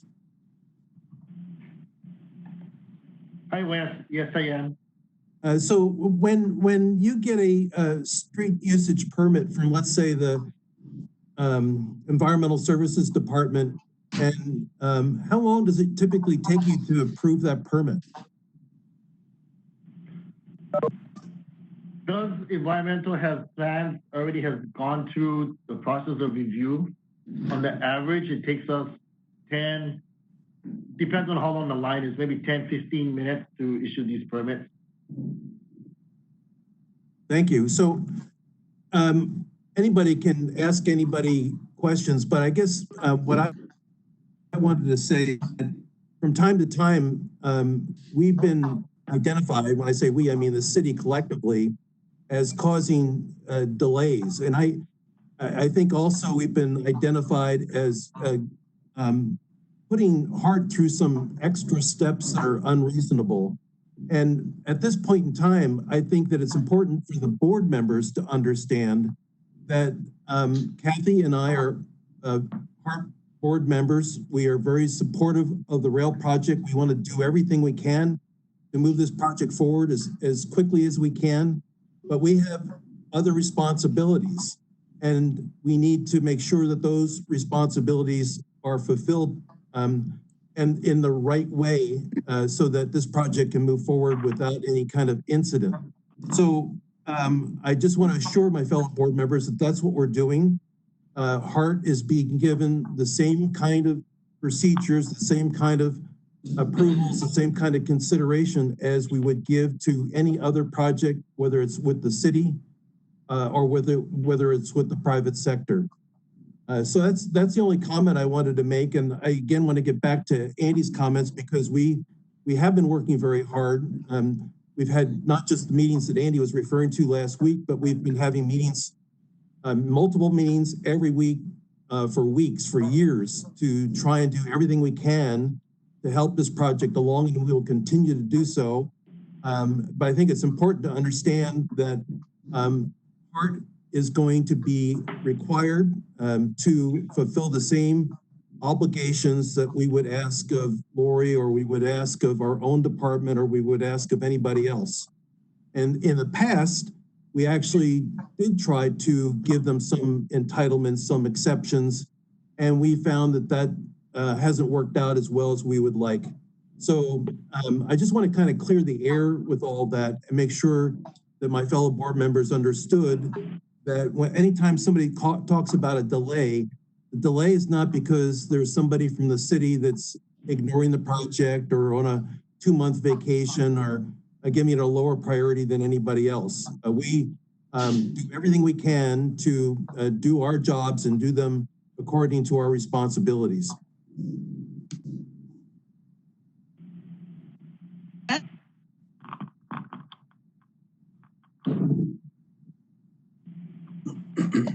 Hey, Andy, so I think, you know, what really the whole point of this is that, you know, when HART, through its consultants actors, submit permit applications, if there's delays, then it's possibly or likely because the plans are not complete or they haven't completely fulfilled the reviewing agency.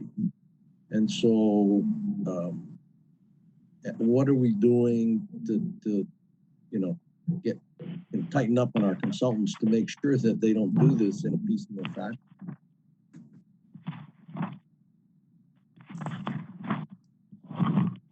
Well, I think the consultants, the design consultants are working very closely with us and also coordinating with the city. You know, it is very complex design in terms of the interaction of all the wet and dry utilities. There's a whole host of them throughout this corridor. We have several packages that are at or very close to 100% design. That's actually in your packet. It runs through those in the various areas.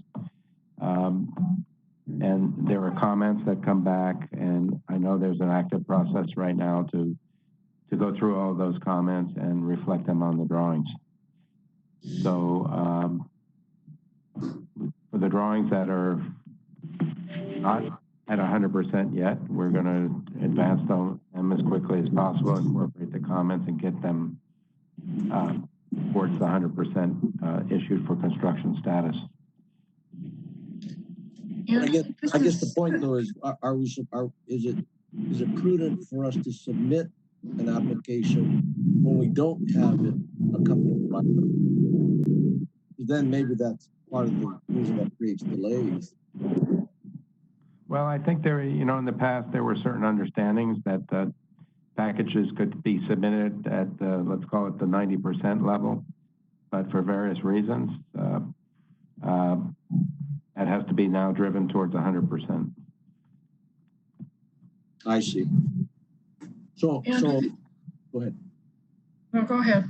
Finish up, Terry. No. I saw in those letters the public testimony from the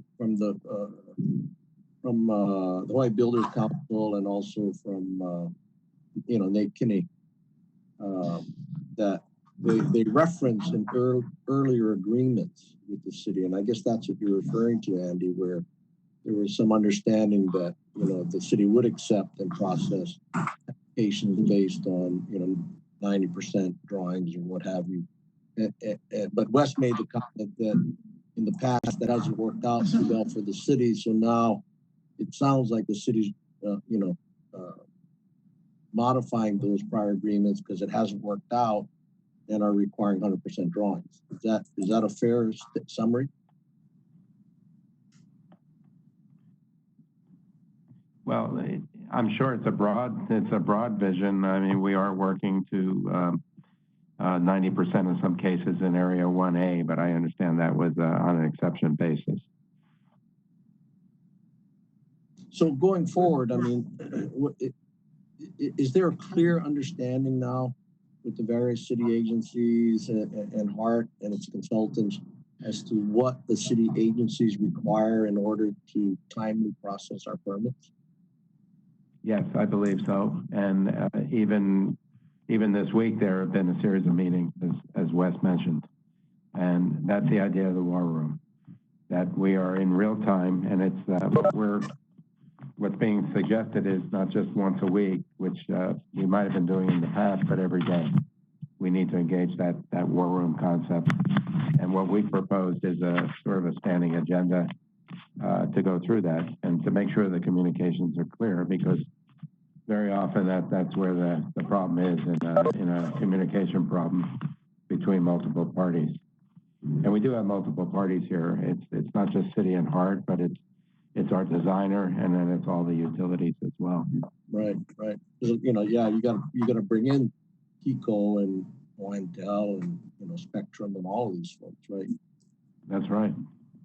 Okay, got it. Andy, this is Lynn.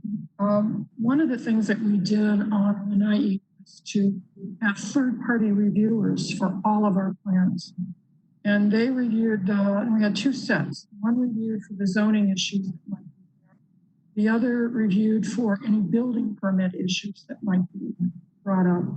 And what we found was that if all of the plans, and we did put all of the plans through, other than one project, through the third-party reviewers, they usually only went to the county once. They didn't come back to us with, oh, you have to do this, this, this, and then get sent in again. And then the county comes back and goes, you have to do this, this, and this. They went in once.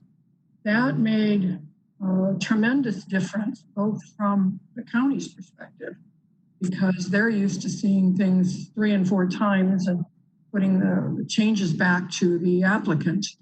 And it made a world of difference for us because we were able to then define fairly closely when we expected the permits to come out. Because they would go in once, we may have a few changes. We never had anything perfect. As much as we tried, that was always the goal. There were always design changes or something that someone missed and even the third-party reviewers missed. We built a lot of different things with a lot of different requirements, but I think it also makes a difference to the county staff if they see a set of plans coming in from someone who, in essence, they believe, they know, they put them through a third-party reviewer. They put 2 sets of. They won't have quite such a long time having to do them. And that's more of a thought process change or thought process anything. And I was just questioning whether or not you do any third-party reviews because we found certain designers were pretty consistent in making consistent errors. So I just wanted to know if you did anything like that. Yes, and before we answer that question, you mentioned about design changes, and that I wanted to make a point about that. As we went through our analysis and our optimization, one of the areas that where we could eliminate some scope was to avoid a 46 kV duct in the Evelay area.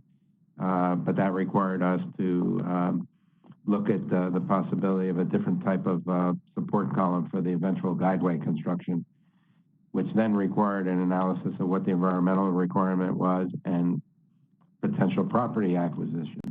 So that just shows you the complication when we get into trying to optimize. It's kind of like a layer cake that we have to worry about from the ground up.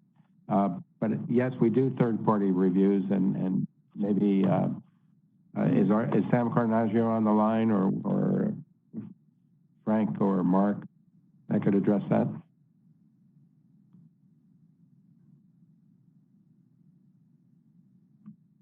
Andy, can you hear? We do. Okay, Andy, Sam's on the line. Okay. So what was the question again? I'm sorry. About third-party, do we utilize third-party reviews so that it only comes back to the government once? That's sort of what Lynn was describing. Well, for the most part, we use AECOM. They have their reviews. We hire third-party reviewers for the agencies that that do the review on their side, and the communication is fairly good. But we can always improve our documents. Okay, I just wanted to ask that question because I know it made a major change and it did a much larger change than we thought it was going to do by having someone else review them, then have the architect make the changes. Lynn, was that is that a quality review that you're talking about before it's submitted in? Before it goes into the county, it is submitted to 2 different reviewers, one for zoning and one for building permits. Okay. And they go and look at the drawing and say, you missed this, you missed this, you missed this. It then goes back to the architect. I mean, I've sent things back to the architect 3 times because they didn't do it. They didn't make the changes. Or it's when you review them the first time, you catch all the big things and then they go and make those changes. And then the reviewer looks at it again and he finds, oh, wait a minute, here's more because the big ones are gone and down into the next level of details that need to be corrected. It just made everything go very quickly at the county. The county was ecstatic. This is Maui, this is Honolulu. And it worked, it just worked. And again, we had very different projects, but we had a whole range of different things. Everything from above ground to underground to you name it.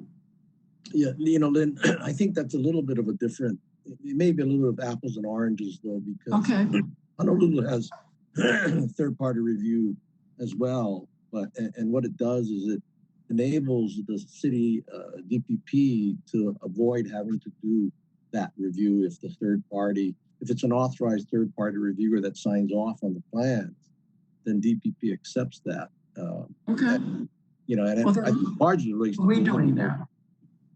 But here, I think it's a little different because there's so much, you know, civil work involved and stuff, and I don't think that's you know, within the third-party review scope.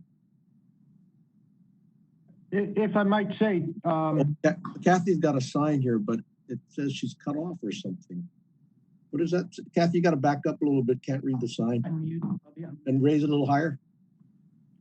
I've been cut off and a little higher. As host.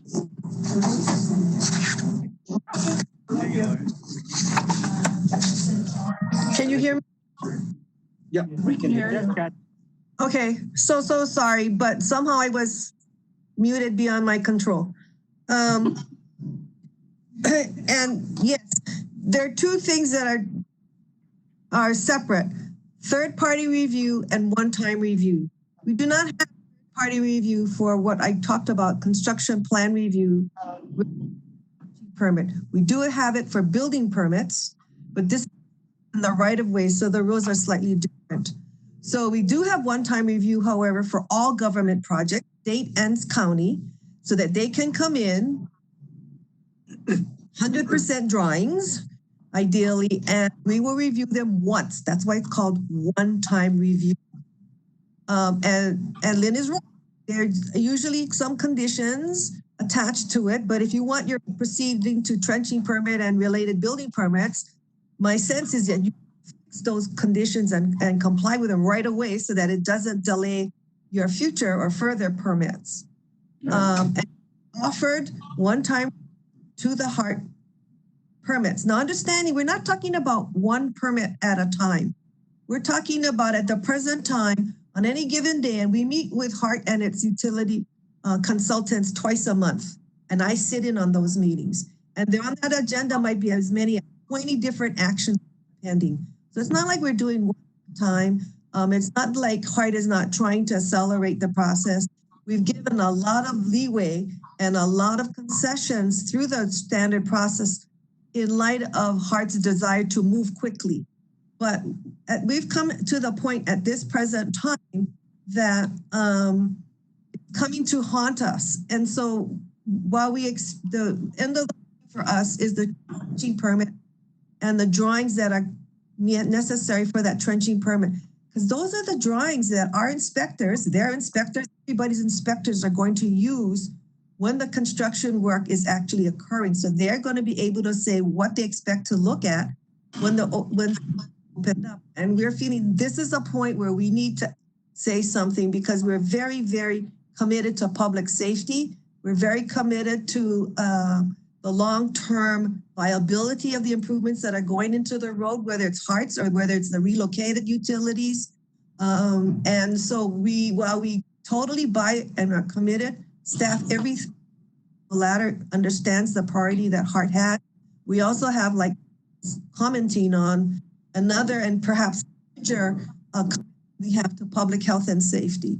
And so it's regrettable, but that challenge that our staff is facing, that they're expecting or wanting to approve these permits, but they don't have the complete drawing. And from a public safety standpoint, we feel that's not negotiable. But again, today and more recently in last week, it's been very heartening. It's very refreshing to say from Andy down, there's been a slight shift in the philosophy of Hart that they will comply with the standard requirements. Moving fast at the very beginning and hopefully catching up to the requirements later on isn't the best path that maybe we could have taken. Tried it. From our side, we feel it's not really working in the best interest of the overall public, but we are willing to innovate and change. We've been only invited, DPP, to one room meeting so far, and maybe we were remiss by not insisting and gate crashing into those meetings. But we will fully expect to be engaged in those because as the mayor said, I mean, this is a priority for us. It should be a priority for all the staff working on it. And so we will comply with that. So of course, I made up for all the lost time I was muted. So thank you for this opportunity to vent. Thank you very much, Kathy. Any other comments? Well, the only comment I have, Glenn, go ahead. Sam, you got to make sure the consultants step up and get the plan to the level of completeness that we need. Well, Member Lee, I should say that actually our consultant has done a good job. Most of the problems have occurred because, as was mentioned earlier, Hart was under the impression that we could proceed with 90% IFC drawings. Two examples that we had previously in 2017, 2018, we proceeded with the work for Hawaiian Telecom, the duck bank on Mokuwea, and we used 90% IFC drawings. They had an inspector out there the whole time. We proceeded and got the job done actually 3 months ahead of time. In 2018, 2019, we put in a 24-inch water line in front of the OCCC, same process with BWS. They had an inspector. It was a little bit more challenging there. We didn't get that done ahead of time. But we understand the concerns of the city. I used to work a position where I reviewed the drawings myself when I was a young engineer and understand where they're coming from. The drawings, when they say that they're incomplete, they're not 100%. That's what 90% drawings are. Right now, we're submitting a lot of drawings, 100%, but don't have final sign-off by 1 or 2 departments. We've got the message from the mayor, from our CEO. We are going to proceed. Part of it is the fact that Hart is project-oriented, and we have a mission to complete the project in a safe, efficient, and quality manner. The city departments are responsible for the final use and operation, and we appreciate that. They have a task of caring for these maintenance systems throughout their lifetime. And so they're process-oriented in that sense.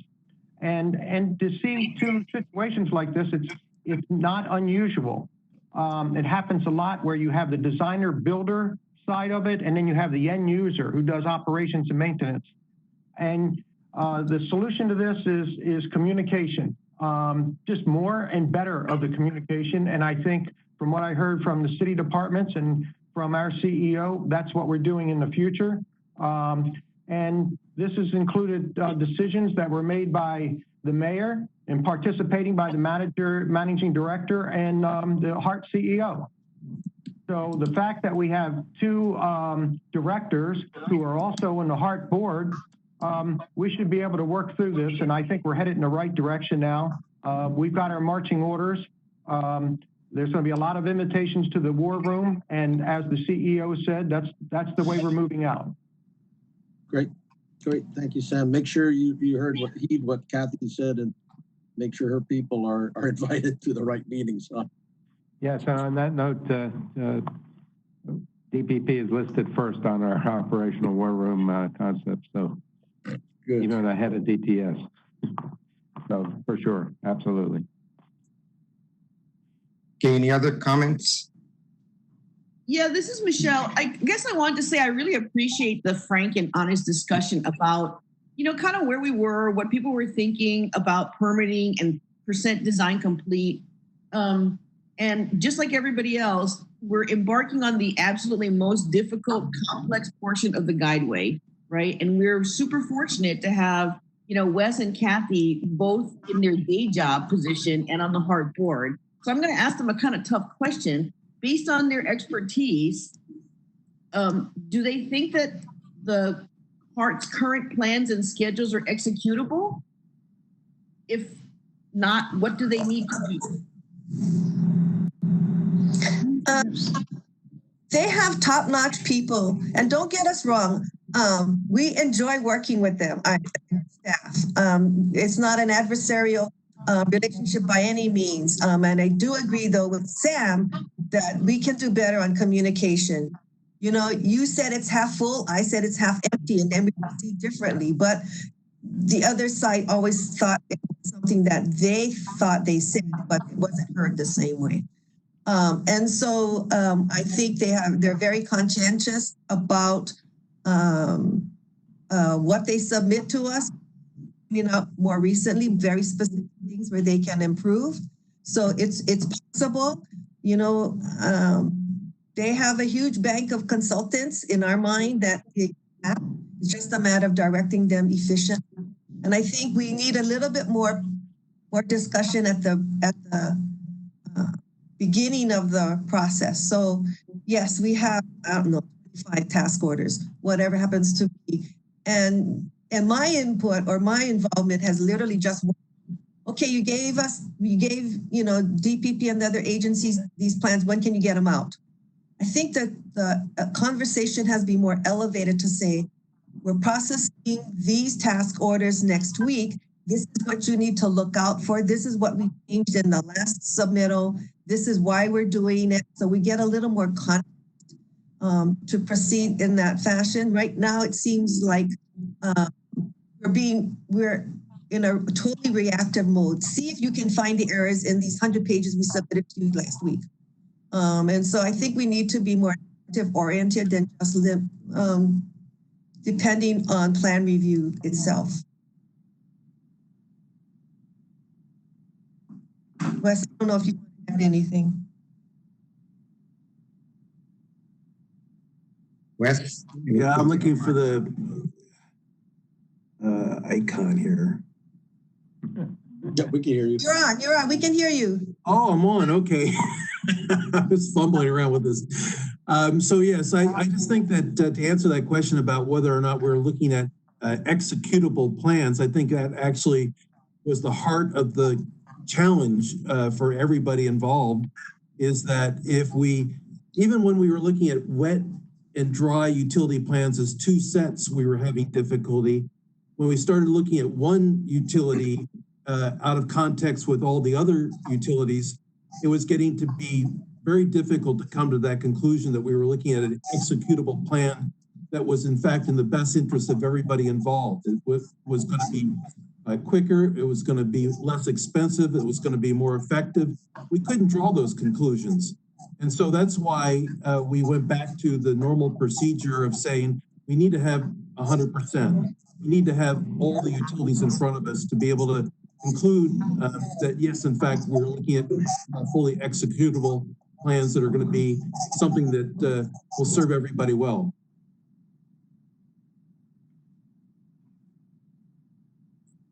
Okay, thank you. Any other comments? Thank you, Kathy, Laurie, and Ty for joining us today. We really appreciate your comments, and I think from Heart's part, we're committed for the 100% submittals. It's not ironic that this thing came up from Dillingham. I look at it, we got at least 12 different utilities that we're trying to coordinate. And if we don't have 100% drawings, we're asking for some kind of mistake, a big mistake down the road. So we need to make sure that all 12 utilities are addressed. And this is the portion where we have to do it, the most complicated portion of this whole project. So thank you again for your input. Appreciate it. Okay, if no other comments on this issue, we can move on. Okay, let's move on to item 6. Formation of a permitted interaction group to investigate city center utilities relocation. Committee chair recommends Wes Freistacke, Kathy Sokugawa, Jade Boutte, and Glenn O'Hara to serve on this permitted interaction group to investigate the CCUR project costs, scope, and schedule, and to make recommendations on our project. Any discussions? I hope we have the rest of the committee members' support. Who's still on this call? Are you still there? Here, I'm still here. Wes? And Damien, you still on? Yep, still on. I support it. If you need a motion, I make a motion. Okay. Jenny, again? Second.